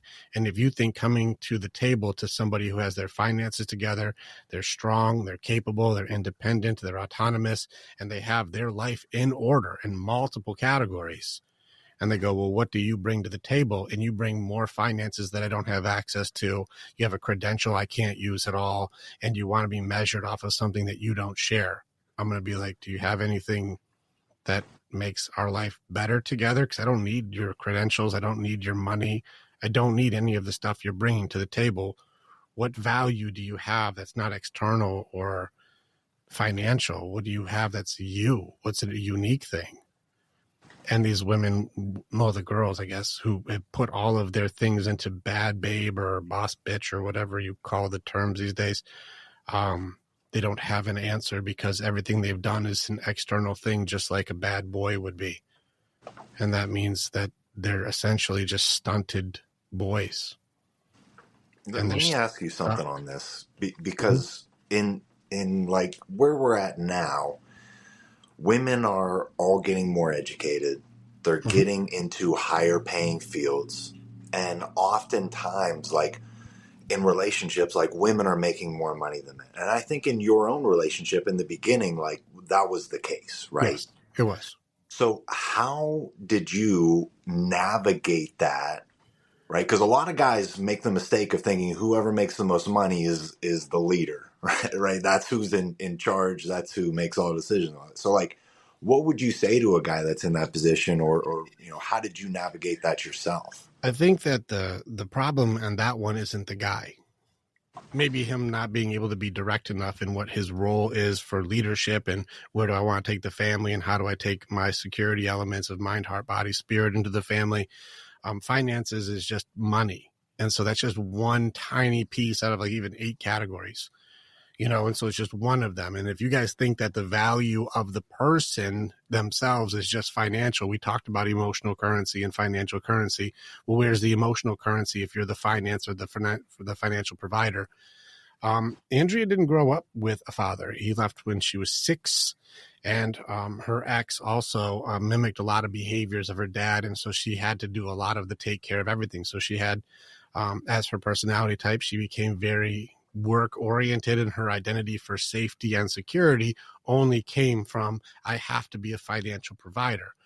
Well, because she always had to be that provider element, she had the same mindset as men, because men are natural givers. And so when she had the finances to give to others, had no expectation or restriction.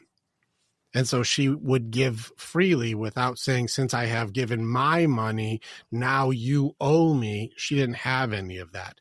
And I actually really do want her to teach this to modern women, because modern women still have the receive element built into them, but now are able to do provision. And this is where there needs to be a shift in mentality to say, I can provide, thus now I give, instead of I provide, why should I give to you? And this is one of those things where they're not natural givers. That's why you see a dynamic where the man will work full time, the woman will work part time, and his money is her money, and her money is her money. And you're like, wait a second, if we're both able to bring to the pot and make life better for both, why is yours yours and mine yours? And why does he not complain as much about giving way more to her than she's making, and she feels obligated and or like I deserve his? But if he asks for hers, not happening, not going to happen. And these guys today, I think today the guys are exposing this weakness within the women's psyche to go, you're actually not a giver. And if you want to be a provider, you have to have a giving mindset. And so I would watch guys do shit tests, which, listen, that's a debatable whether it's healthy or unhealthy, but I would watch guys do shit tests. So I saw a guy who was taking care of this girl for like 5 years. She lived with him in his place. He paid all of the bills, paid for everything, paid for her schooling, took care of everything for her while she got her stuff together.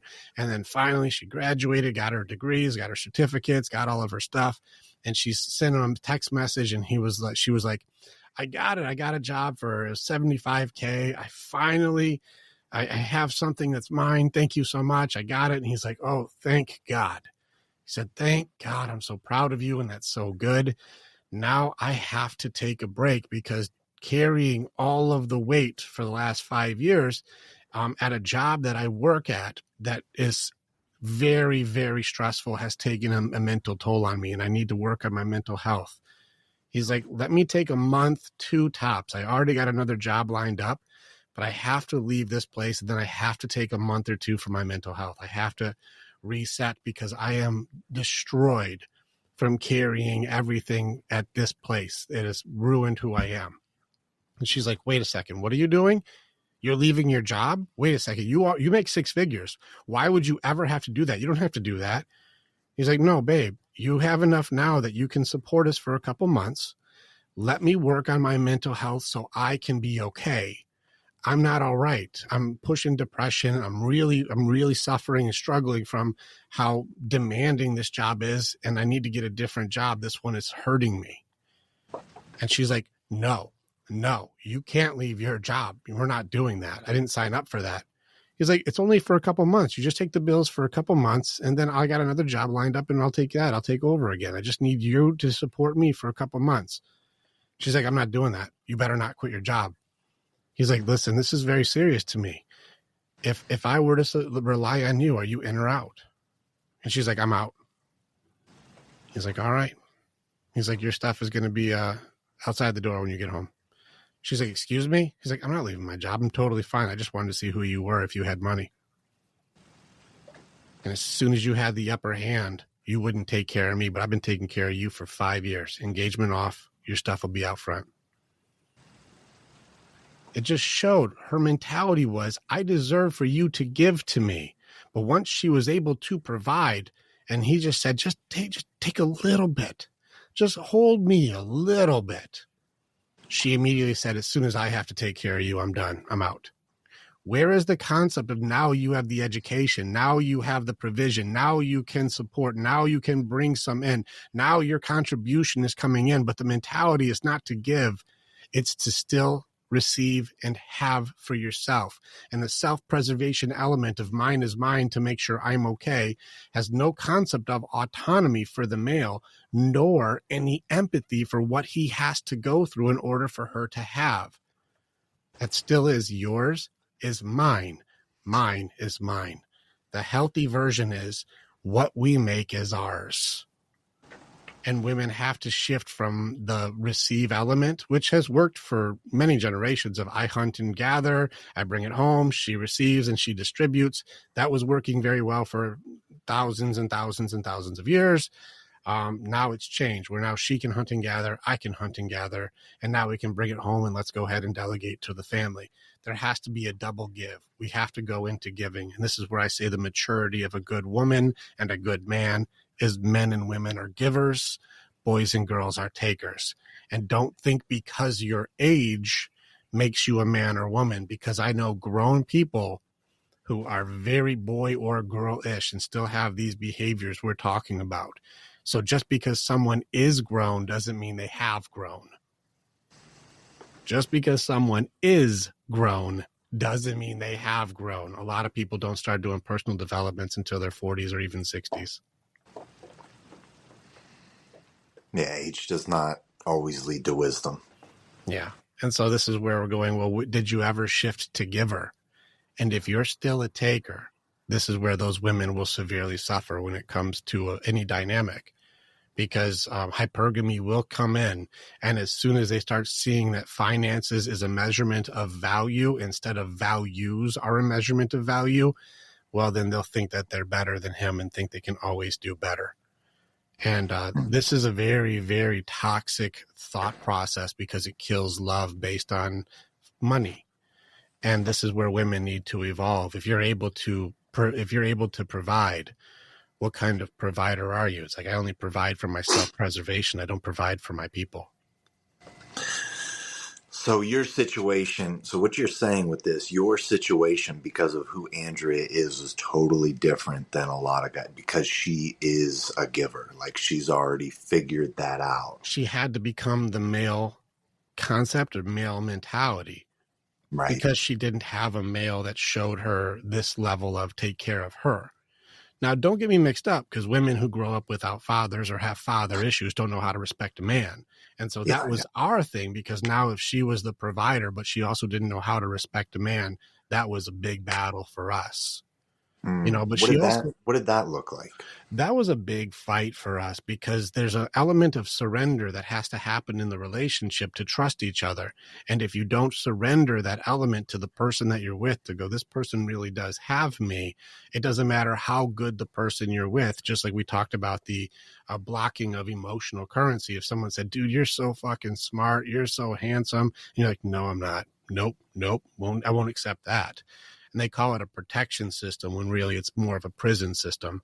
And this is where like people think they're safe by walling themselves off and blocking everybody. So you can't hurt me. You can't get me. And if you want to be nice to me, or if you want to get close to me, you got to go through the front gate and they pat you down and go through the metal detectors and then do a lie detector test and then do a 100-point quiz. And then you have to go and do a therapy session and a psych evaluation. And then you have to go to the room where you have to sit in the waiting room. And then we let you in where there's the booth with the window, but you got to talk through the phone. So you can't get to me still. And even still, if you can make it through all of that and you tell me something kind, I probably won't believe you anyways. And we call that protection. And I'm like, it sounds like prison. It doesn't sound like protection. It sounds like a prison system. That doesn't sound like armor. It doesn't sound like security. It doesn't sound like self-awareness. It doesn't sound like anything beneficial. It sounds like you can't accept anything because you need to control everything. And this is going to make it so they can't accept even the respect of a good man or even know what that means because everything looks bad if I live in prison. And that's what it was. No matter how good I was to her, it was always going to be with some sort of, you're just trying to do this thing from my past. You're just trying to get away with something from the past. You're just trying to do something. And because she wasn't able to recognize her past wounds, her insecurities, her fears, or even how she's creating judgments and assumptions, no matter what I did was going to be a problem.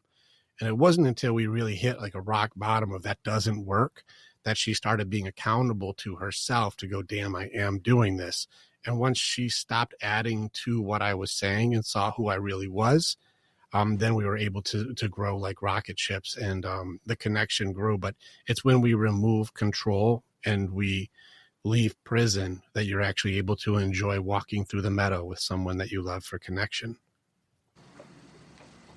So that was the big part of it. She had to surrender all of her fears, insecurities, all of her stuff from her past to be able to see who I am in the present. And how I am is who I am. And she was able to start recognizing that who I was is not who I am. And that made it so we could find each other again and accept each other and then grow with each other instead of control each other. And that's changed everything. Yeah. What was there something like during that process? Was there something like on your end as well where it was like you had to tap into? Because I've heard you talk about the hard side stuff and everything, and now you're really diving deep into that. Was like that part of the thing that you had to do, like to kind of meet each other in the middle and then take off? Yes, that's such a good question. Yeah. I had to also surrender heart and spirit side. And also I let God lead on me, which was my path. You guys can choose whatever relationship is because God's relationship, not religion. So it's not my church told me. It's I opened up my spirit to God. I did it in my bedroom. So I didn't have to go to church for that. It was in my room where I was like, God, I'm going to open up to you. Having God lead and then me having the courage to open my heart side up and work through the heartbreaks, the abandonments, the damage that had been done, the hurt child stuff, the wounded relationship or wounded romantic. I had to work through all these heart elements. And I'll tell you, like some of our guys, because remember we suppress emotion, opening heart side was kind of like an episode of Hoarders. And it was like, this place is a fucking disaster. And you're like, I'm just so scared to get rid of everything because this place is it's so painful, And so I couldn't tell the difference between like garbage and like good furniture. I couldn't tell the difference. They're like, hey, are you going to keep this? This thing's kind of fucked. It's got rat shit all over it. Looks like there's pee on it. And you're like, I could sell that. It's still good. I could sell that. It's like, no, that's garbage. You got to throw that away. And so in that area, I had to do a lot of work to also get rid of a lot of my old stuff and learn how to grieve effectively and work through it. By doing that, it meant that her surrendering her insecurities, her fears, and being able to have faith in me, I was able to also have a bowl that could receive her love without it pouring out like a strainer. So I had to work on myself to be strong enough to be able to handle her love. And then once I could hold her love and she could hold my love, the heart side element really made it so our connection could happen. And it's not a physical thing. It's not like I love her for her boobies or her butt. No, I love her for her heart because I can feel it. I love her for her effort because I can praise and connect to it. I love it for our connections because together we have purpose. And I start finding things that are in there that aren't superficial. I find the values that I surrender myself to, and I serve her as my good guy trait. But I'm also very disagreeable and confident in the fact that if it's something that goes against our pack or hurts our family, I'm going to do what is right, not who is right. So her hurt feelings don't guide me, but I will be there to support her through working through her hurt feelings. And that's where I created safety, security. That heart side was incomplete, so she was building the straw wall on the heart side. So while I had physical protection, financials, I worked on my finances and I was doing better. I'm doing better than her. So that's not an issue anymore. So like, mind and body are solid. I got spirit side solid. It was heart side that was missing. And so since she no longer had to build heart side wall and I was safe for her to share with because I could handle the truth now, and she needed to learn to handle the truth. As the man, I teach my men, we go first. If I want her to get good at truth, I need to be good at truth. And if she shares difficult information with me, I need to be responsive, not reactive. And being able to be safe on all four sides then made it so I could do the good guy thing, not the nice guy thing, which is when a girl says, I need space.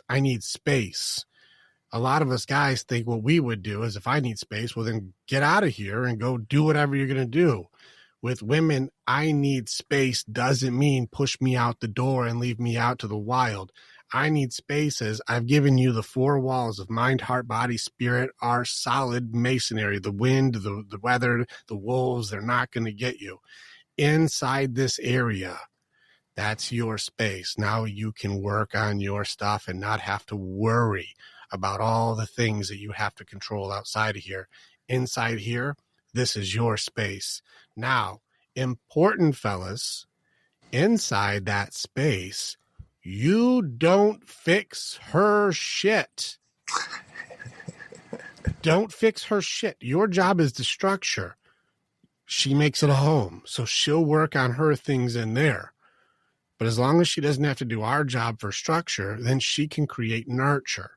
And this means she can release the fears and the insecurities and the past that she tries to throw in your face, the past wounds. And there's no need for judgment. Now we work into acceptance because I've got you, babe. You're covered.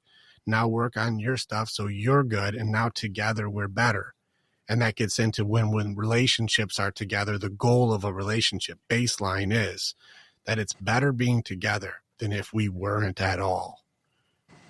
And if there's any element of I'm operating in a deficit where it's worse being with me than if you were with nobody, I'm doing a bad job in relationship.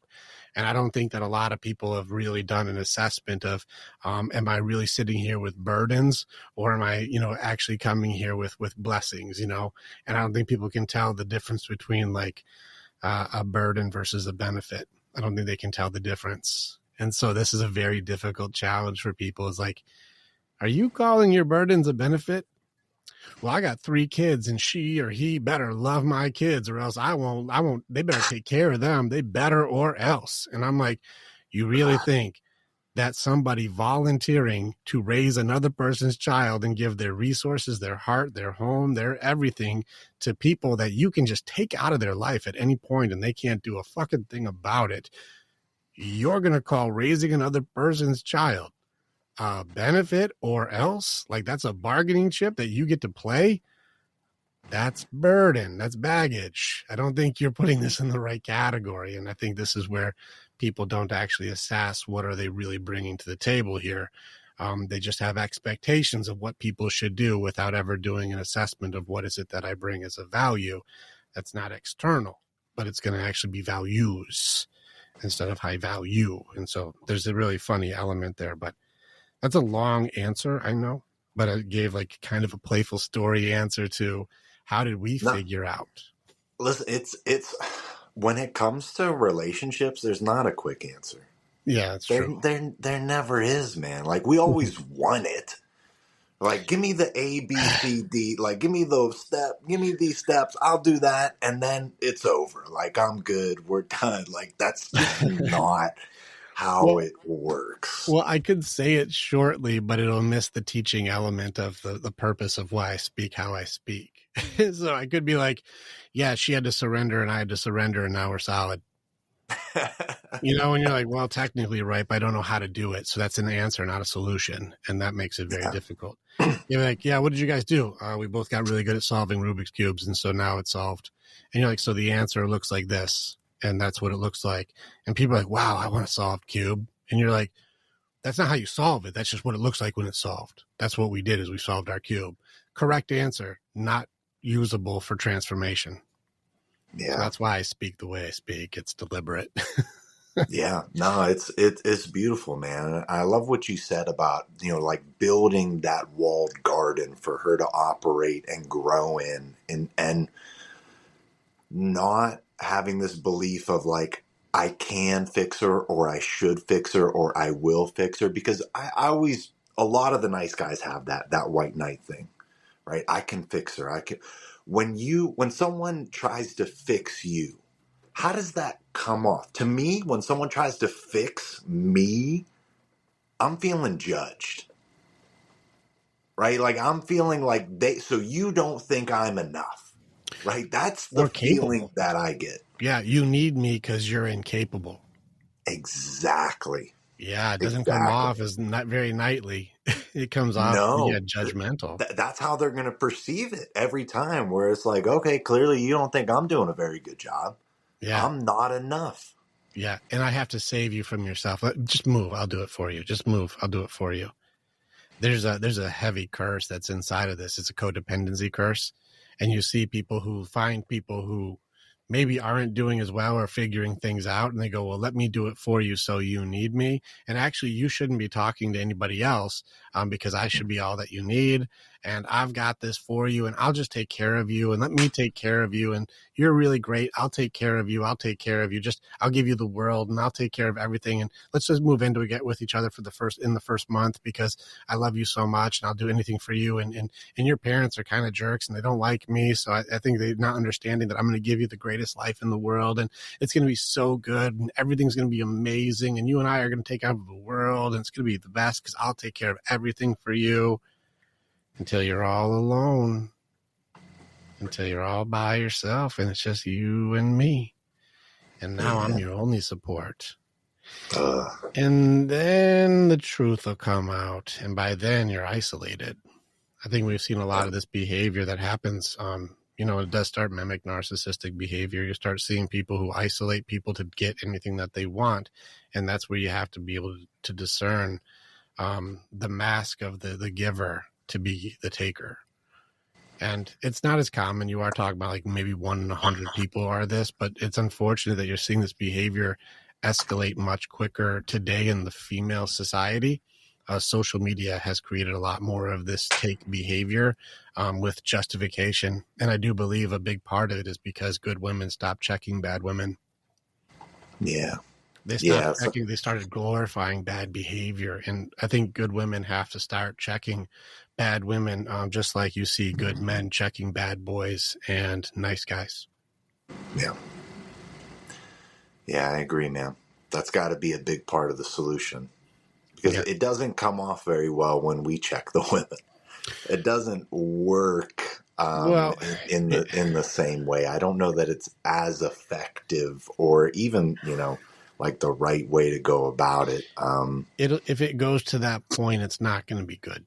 Yeah, exactly. For both sides, it's going to be a lose-lose scenario. It's going to be one of those things that if they push the limits so far into equality, where it's really just a 50-50, well, then equal fights, equal rights, like let's go. And then it's no longer male, woman, get boy, girl. It's just going to be person A, person B. And I did a whole training on 50-50 because I had a lady say that guys aren't doing their half. And I was like, let's look at what half means.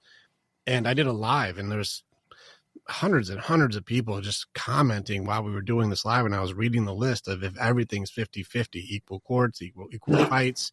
Like I was going down equal, you have to pull your weight, equal job distribution. I went 50-50 everything down the list. And there's a couple of things that like, hey, work in women's favor a little bit, but the vast majority makes their life way harder, like much, much harder.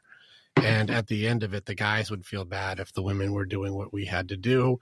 And the women are like, I don't want any part of I don't want to fix the car or the roof. I don't want to do any of that shit. I don't have to build all the IKEA shit. I don't want to do any of that. And the women who do it usually come from, like I said, those homes where like very rarely do they have a good man to be able to support or be there for them. They had to become proficient because of maybe poverty or because of difficult dynamics in the family. And so those are different things, but that can still be a benefit. Just people don't use it necessarily that way today. They use it judgmentally. So yeah. It's a really tricky scenario, but if it comes down to the point where women aren't checking women and guys go, all right, our gentleman thing isn't working anymore. We can, let's all just fight each other again. Women won't like how that goes. If it just turns into person A, person B, that'll last all of 2 weeks. I think it's just coming to a point where like good men and good women need to step up and like be more vocal, really, because there's a lot of people on the extremes that are very vocal and like very much in the limelight because of how the algorithms work and how that type of behavior on the extremes gets more views, and then people are starting to kind of accept some of these ideas that they're putting out there just because they have followers or money or power of some kind, right? Well, I think you said the answer in it, though. I don't think people are not being vocal. I just don't think that the balanced answer is going to get as many views as an extreme answer. Right. So somebody who goes like, no, listen to him, listen to her, and then you guys have no reason to fight. You just understand and or disagree. Like, it's not very sensational. What about this one? I think we should be stabbing each other. And you're like, yeah, I'm watching this crazy shit. Like, we need to kick in the nuts. And you're like, oh, kicked in the nuts. That's crazy, And so people will watch this sensationalism far more than the balance. And, we become what we think about the most. And if we just see sensational behavior, it becomes common and normal. And the idea of finding true balance or enlightenment seems, I don't know, esoteric or Buddhist or nonsensical and wishy-washy or fairy tale. And you're like, can't really use that shit. That doesn't exist. But I can kick in the nuts. Can't really work with that. That is kind of how it goes, though. I think I'm gonna have to hop in 5 minutes, but I think you're right where a lot of people sometimes look at our perspective, or they look at like what they really want. They want to be in a relationship with a good woman, but they have trouble believing that it can even happen. They have trouble because of the perception of everything on social media. They get this belief of like, there aren't any good ones left anymore. So like, what's the point of all this? They are out there. There are places that I know where there are good women. And if I had to say the assessment today, why it's so difficult, it's going to be the 20% to 15% are still there's good women out there. They just don't play where all the other ladies are, because even they're annoyed by the women's behavior. So they stay away from conniving and backstabbing and two-facing, and they stay away from bad behavior. So they won't be wrapped up in the traditional areas that people congregate. And so you'll find good women doing good women stuff. And there's a lot of guys. That's why we train our men to move themselves up into being good men. And then they'll find themselves doing good men behavior where there's good women behavior. And then you'll find yourself finding people with common interests of growth, understanding connection, being well trained and knowing thyself. And I think that if you're trying to shop at your level, but you're unhealthy, you'll find the unhealthy ones. And if you're basing it off of superficial values instead of actual values, you're going to find the unhealthy ones. But you've got a 2 out of 10 chance to find a decent one if you're just going off of law of averages. And then within that 2, you got to find one that's actually a match for your guys' goals and connections. And that can also be very complicated too. So they exist. There are good women, and they do exist. There are good men. We train men to be good men. They exist, but they're not going to be where all the bad ones play, because good people don't hang out with the bad places. They don't hang out with the bad people. Yeah. So they exist. It's just my goal, and this is where you and I are working so hard with Crown and Shield, is come and train so you can learn how to take the good traits of bad boys, good traits of nice guys. We train you how to find the balance of good man, and the more you raise your values, the more you'll find women with similar values.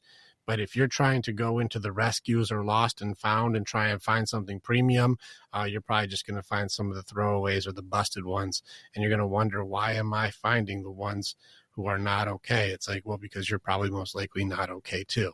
Let's get you okay so you guys can both find a match that's at each other's level for values, not just value externally. Yeah. So you attract what you are at the end of the day. Yep. Yeah, come and hang out with JR and myself. If you guys made it this far, first off, let me just point out, this was normally me asking the questions. JR, you are a fantastic host. You ask great questions. It's nice to be on the other end of now I'm being interviewed, and I think that you took a control on that and did a very good job. Got to honor you for that. You're very, very good at that. So appreciate you. Well, you're incredible at doing the teachings and answering the questions, man. So I'm happy to do it. This is cool. We did a switch on the show. It's really nice. I like it. And yeah, it's very cool. Thank you for what you shared. And guys, come and hang out with both JR and myself. We do work together often. Join our Discord community, the Kings community and the Warriors Way mindset. And we also have a mentor area that we both operate out of. And so if you want to train with us, we train twice a week, 2 with me, 2 with JR. Come and train with us, and we will help you guys go from nice guy to good man, or bad boy to good man. And we'll meet each other in the middle, and we'll show you how to do it the fast way, so you don't have to just keep falling on your face and ruining relationships to get it right. So come and join in our communities. You'll see the links in all the bios and all the stuff that we have on these videos and on these calls. But thanks for hanging out with us on the battlefield of mind. JR, anything you want to throw out there before we leave? Dude, yeah, you guys aren't meant to do this alone. So if you're struggling, come join the Brotherhood. I promise you won't regret it. It'll probably be the best thing you ever did. So looking forward to seeing some more guys pop in there and train with us. Hell yeah. All right, brother. Go have fun. I'll see you later. All right. Click on the button and you can become the hero in your own story. It's time to start making the choices to change. And the evolution that you're going to do begins with choosing the next step. This is the way. And together, we're always stronger.